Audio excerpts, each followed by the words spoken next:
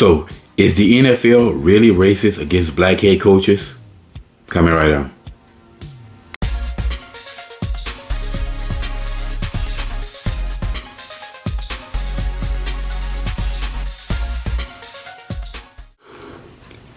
What's up, y'all? Welcome back to Common Sense Logic Reason. And as always, I want to say thank y'all for joining me today. So, there's another racist claim against the NFL. Surprise, surprise. And this is coming from Brian Flores. Now, he was recently the head coach of the Miami Dolphins. Now, he was fired, and he basically attempted to interview for other positions. And he's basically suing the NFL and three other teams, the Miami Dolphins, the New York Giants, and the Denver Broncos on the grounds of race. Now, was there racism in this situation? Well, let's look at each case for each team. Now, the claim that he made against the Dolphins is that when he was the head coach of the Dolphins, the owner, Stephen Ross, and basically not this season we're in now, but last season, supposedly offered him $100,000 per loss because they wanted to tank to get a player, a specific quarterback that was in the draft. Well, the team had a winning record. And then he also made a claim that Ross pressured him into recruiting a quarterback. Now, I don't know what this is what the articles and reports were saying. I don't know what that means. Whether that means that they recruit a player from college or something they did unethical about talking to a quarterback of another team. But allegedly, he asked him to do something unethical. And Flores, I guess, refused. Then the owner, Ross, tried to set up a meeting on his yacht between Flores and this said quarterback, whoever it is. And Flores refused and left the dock or whatever. Left the yacht. Now, looking at all this, I can say perhaps maybe if all this is true, then I see an issue of ethics. But to say that this is racism, I'm not seeing any racism here. Asking a head coach to tank is not racist. I'm pretty sure there have been plenty of white head coaches who've been asked the same and either did it or didn't. So there's no racism there. And as far as pressuring him to recruit a quarterback unethically, again, I'm pretty sure you telling me there's been no white head coach that's been asked to do the same, or to set up a meeting with basically to do an illegal, unethical act on a yacht or in the office somewhere. You telling me that they only did this to him because he was black? That's ridiculous. There's no evidence to support that. And then you have the Giants. Now, if you are familiar with the NFL, you know about this thing called the Rooney Rule, right? Now, the Rooney Rule says that if a position opens up,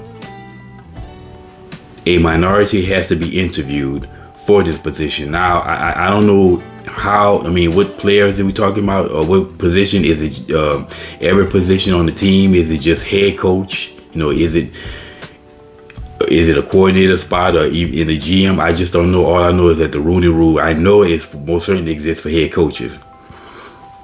Now, I don't like the rule because inevitably what's going to happen is you're just going to waste people's time. You're going to waste the organization's time, and you're going to waste black coaches' time. You have a team already has somebody in mind.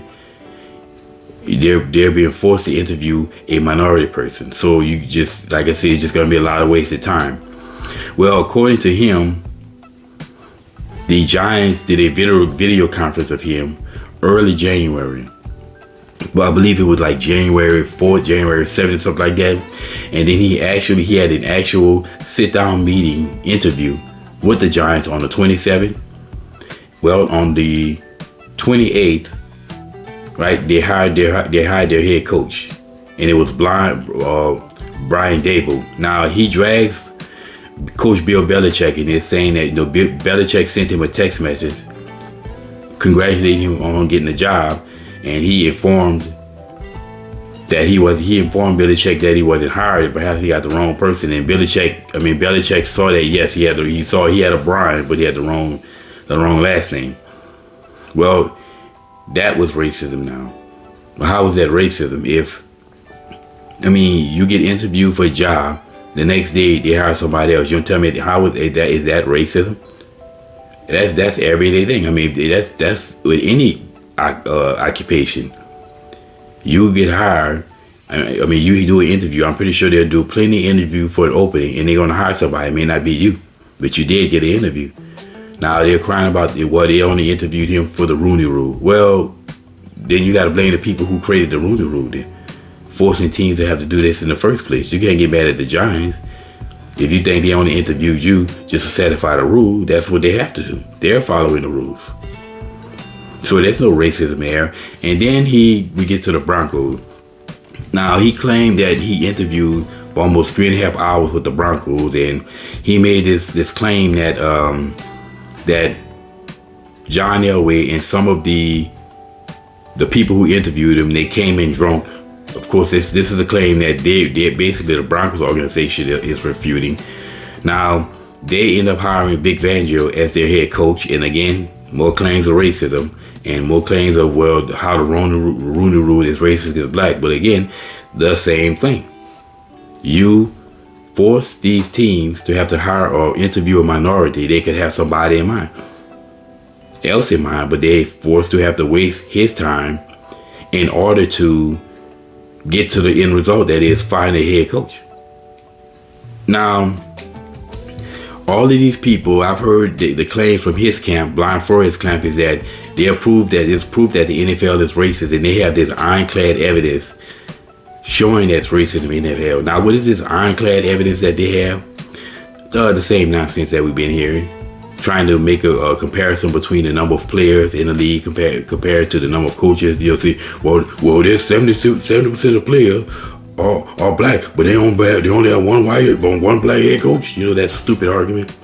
Now, if you're going to make that argument, there's basically only two things that you can extrapolate from there. Number one, the league is not racist, and they put the best product on the field because they want to win. And if you notice, historically speaking, that was the case, because most of the leagues were all white, and they started integrating because they wanted to win. They started hiring black players because they wanted to win. I saw a documentary of USC playing Alabama, and Alabama was all white players. USC started recruiting black players, and they basically went to Tuscaloosa and beat the brakes off of Alabama. And that's basically started the resurgence of Division I schools signing black players because they wanted to win. So you telling me that they're racist, but they started bringing in all these black players because they wanted to win? Seems like they care more about winning than race.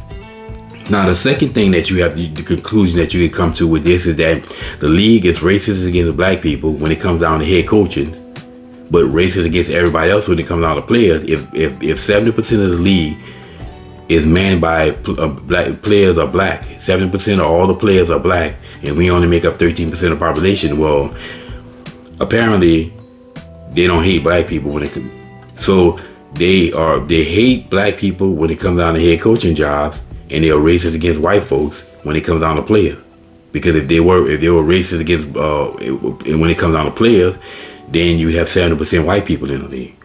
Again, it makes absolute zero sense. Now, what gets me is that they use that claim and evidence that's racism. So you telling me that the league, when it comes down to players, they want to win. So they're going to hire the best, they're going to put the best product on the field and sign the best players. The best players are going to make the teams, and the worst ones are going to get cut because they want to win. But they don't want to win when it comes down to coaches. When it comes down to coaches, it's just a white person, not the best person for the job. So they want to win when it comes down to players, but not when it comes down to coaches. That's idiotic. Now, the argument that I've heard against this is that it's different because players is a meritocracy. You have to compete. You go to camp, and you have to show that you're better than the other player and convince the team to sign you and cut the other players.